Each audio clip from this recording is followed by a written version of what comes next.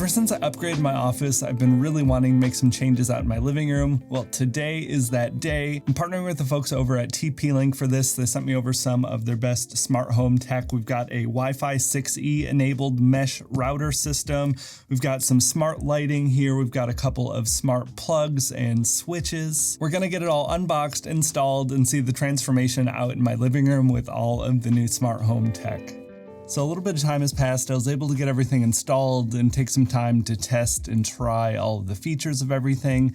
Initial impressions on all of it are great. To start though, I wanted to focus on the lighting upgrades. A big important key for me is HomeKit compatibility. I have everything in my office set up with HomeKit, and I wanted to make sure that everything in the living room was HomeKit compatible as well, just for the most seamless experience of being able to control all the lighting and everything else just under one app with my phone. The first thing I wanted to do was to set up the TV lighting. The light strip that I chose was the Tapo L930-5. Installation was really simple and straightforward for the light strip. There's 3M adhesive on the back for the entirety, and you can also cut to fit for whatever length that works best for you. I was able to cover the full 4-sided perimeter of my 60-inch TV with plenty of light strip to spare, so I'm sure even if you have a larger TV, there's going to be plenty there to work with. Connecting the strip to my phone was just as easy as the physical installation. You can go directly to the Tapo app and add it there, or you can scan the HomeKit QR code and add it directly through HomeKit. I did both so I can do a full test of all the features and options. I've been really impressed overall with the quality, especially given the lower price point compared to a lot of the competitors. And in addition to the RGB control, there are actually quite a few extra features involved with the light strip as well. If you're using the white LEDs, it actually gets up to 1,000 lumens, and even with the colors involved, I found it to be plenty bright. And the HomeKit support's obviously really handy for Apple users. You can also control it fully with Siri or an Apple Watch if you want to use something other than an iPhone. You can also set up time scheduling if you have a pretty consistent schedule for going to work or going to bed, so you don't have to worry about turning it on or off with your phone or manually. And as you all know from my office, I'm pretty partial just to some simple, nice, warm lighting. But in addition to the normal color temperatures and the RGB controls,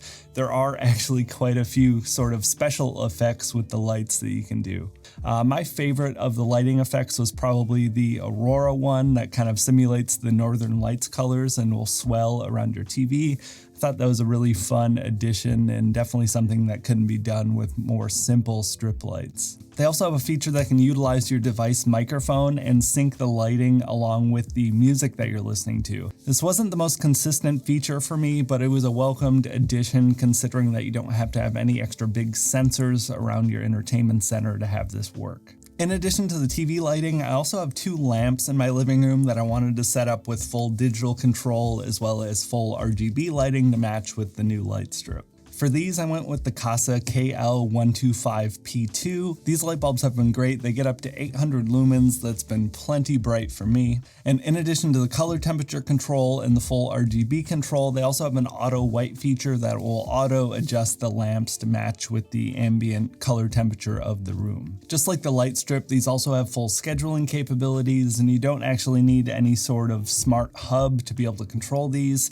They just connect directly through your Wi-Fi and you can control them automatically through the Kasa app. The bulbs work directly with Google and Alexa, but unfortunately don't have full HomeKit support right now, and to circumnavigate that, I actually got a couple of smart plugs for the lamps where the bulbs are installed. I ended up going with the Kasa EP25P4 smart plugs. These worked as planned, but actually ended up being a lot more interesting because they had a few extra features I didn't really anticipate, but are probably going to come in handy for me. They have an energy monitoring feature built into the app, which is really cool if you're trying to cut down on the electric bill, but I see a ton of really cool possibilities for this for other alternative uses. If you want to check the power draw on different devices, if you do a lot of camping with one of those electric like battery generators, that could be a really great way to check different items if you want to bring those with you to make sure that you're not going to blow any fuses. Another thing too, if you want to check the power draw or the charging capabilities of different things, whether it be chargers or cables or devices themselves. You also have full voice control for these. You can group multiple plugs together simultaneously if you want to control them all at once.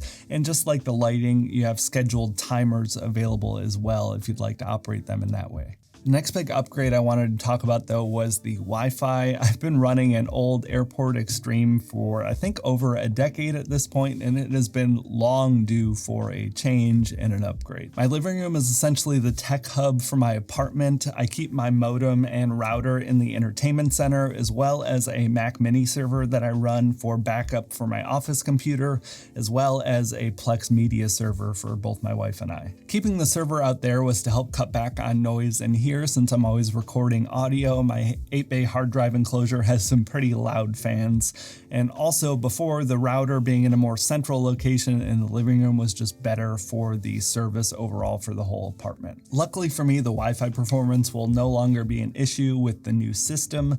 The router I ended up going with was the Deco XE75. This is a tri-band mesh system with Wi-Fi 6E support. With tri-band, it allows the data to be split between 2.4, 5, and 6 gigahertz, so it just allows for a lot faster data transfer, and it's able to handle a lot more devices. With this one, they claim up to 200 devices and up to 5,400 megabits per second transfer speed. Having the mesh system has been even better than anticipated. I went with the 2-pack that's supposed to cover up to 5,500 square feet, which is obviously way bigger than my apartment. I have my main hub out in the living room, and I have the secondary hub here in my office to help improve the Wi-Fi speeds when I'm in here working. Installation was incredibly simple. It just plugs into the wall and into your modem, and then through the Deco app, it practically does everything else for you. It was super straightforward. The mesh system is AI driven, and it'll essentially just connect your device to whatever the closest hub is that's going to offer the strongest signal and support. And I mentioned this earlier, but I don't want to gloss over it. The XE75 actually has full Wi-Fi 6E support,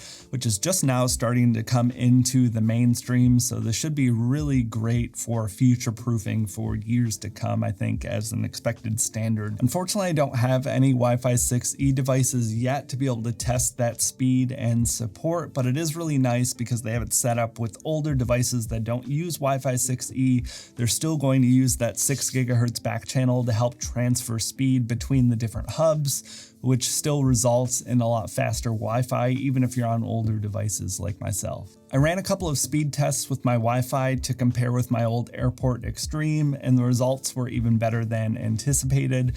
Out in the living room next to the main hub and next to the old Airport Extreme, I saw almost a 40% increase. This went from 527 megabits a second up to 719 megabits a second. 719 on Wi-Fi is just completely crazy to me. I did some tests in my office as well and saw an actual 80% increase with having the extra hub in here compared to trying to reach all the way out into the living room. The Airport Extreme tested at 190 megabits and the XE75 tested at 343 megabits, so 80% higher, almost double practically. I was really happy with these results. I was on the fence between a traditional router and a mesh system, but seeing the difference in results in the further away areas like my office, I definitely think I made the right choice. But that is going to wrap it up for this week's video. I hope you all enjoyed this one, and hopefully it wasn't too deep of a dive into the tech specs. You'll have to let me know if you want to see future stuff like this. I'll probably be making more upgrades out in the living room. I can always talk about my Plex server and backup server setup if anyone's interested in that.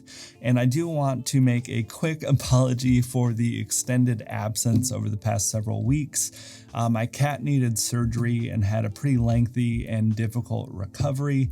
Luckily, he's doing great now. He's happy and actually yelling outside of my office door right now to come in and say hi. But we're doing a lot better now. I had that and a couple of projects and things going on, but I should be here a little bit more consistently, and I'm looking forward to getting back into the swing of making videos again. Huge thanks again to TP-Link for sponsoring this week's video. Be sure to check the links in the description down below for everything that we've talked about here. More than happy to answer any questions about this stuff too. I love talking tech when I get the chance. Thank you all so much for watching, and I'll see you in the next one.